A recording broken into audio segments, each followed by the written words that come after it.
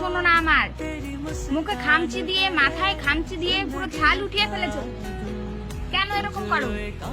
এত দুষ্টু কেন করো? ঘুমিয়ে পড়েছিলে, ঘুম পাড়িয়েছে, উঠে গেছো কেন? হ্যাঁ,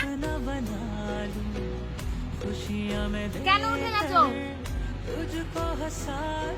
পচা মেয়ে, কথা বললে শোনে না, দুষ্টু মেয়ে।